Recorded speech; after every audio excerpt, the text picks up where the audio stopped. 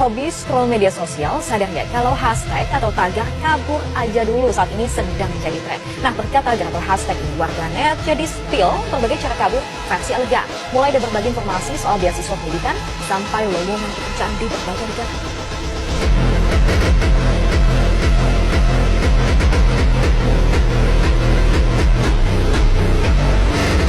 Floraina Pauta dengan NIM 2024 0111 24011. Di sini, saya akan menjelaskan mengenai fenomena kabur aja dulu, sebuah gerakan yang viral awal tahun 2025, di mana gerakan ini lahir dari keresahan anak muda Indonesia yang merasa masa depan mereka semakin tidak pasti. Saya akan mengajak kita semua untuk melihat fenomena ini dari sudut pandang manajemen konflik.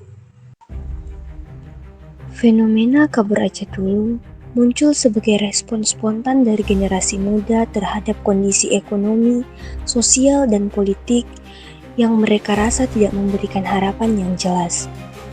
Tagar ini berkembang bersamaan dengan demonstrasi besar Indonesia Gelap sehingga menjadi simbol bagi anak muda yang merasa tidak mendapatkan masa depan yang layak di negeri sendiri. Banyak yang menggunakan media sosial untuk menyampaikan keluhan mereka, bahkan sebagian mulai mencari peluang kerja atau pendidikan di luar negeri sebagai bentuk pelarian. Konflik ini muncul karena beberapa faktor. Yang pertama, banyak anak muda yang kesulitan mendapat pekerjaan, sementara biaya hidup terus meningkat. Dunia pendidikan juga semakin mahal, namun tidak menjamin masa depan yang pasti. Kebijakan pemerintah yang berubah-ubah membuat generasi muda merasa tidak aman dengan masa depan mereka sendiri. Ditambah lagi, isu korupsi dengan nepotisme membuat mereka semakin kehilangan kepercayaan terhadap negara. Situasi global lewat media sosial juga membuat mereka melihat kehidupan yang lebih layak di negara lain, sehingga semakin mendorong munculnya gerakan ini. Konflik ini melibatkan beberapa kelompok besar. Yang pertama tentu saja adalah generasi muda seperti mahasiswa, pekerja muda, diaspora, hingga influencer yang menyuarakan keresahan. Pihak kedua adalah pemerintah yang menjadi sasaran kritik, terutama karena kebijakan yang dianggap tidak berpihak pada rakyat kecil. Yang ketiga adalah masyarakat umum, termasuk generasi tua yang punya pandangan berbeda tentang nasionalisme dan masa depan bangsa. Dalam model ABC atau attitude, behavior, dan contradiction, sikap anak muda dipenuhi rasa kecewa, pesimis, dan tidak percaya pada pemerintah. Sementara pemerintah merespon dengan sikap defensif, bahkan menganggap gerakan ini berbahaya. Dari segi perilaku, anak muda menyebarkan tagar viral, ikut demonstrasi, dan mulai mencari jalan untuk pergi ke luar negeri. Pemerintah membalas dengan pernyataan defensif dan kampanye kontra narasi. Kontradiksi muncul karena ada jurang besar antara apa yang generasi muda harapkan dan apa yang negara berikan.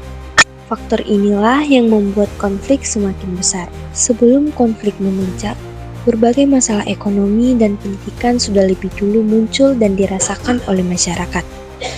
Ketika tagar kabur aja dulu viral, demonstrasi terjadi di banyak kota, lalu muncul pernyataan pejabat yang justru memancing kemarahan publik. Sampai saat ini, penyelesaian konflik masih bersifat parsial.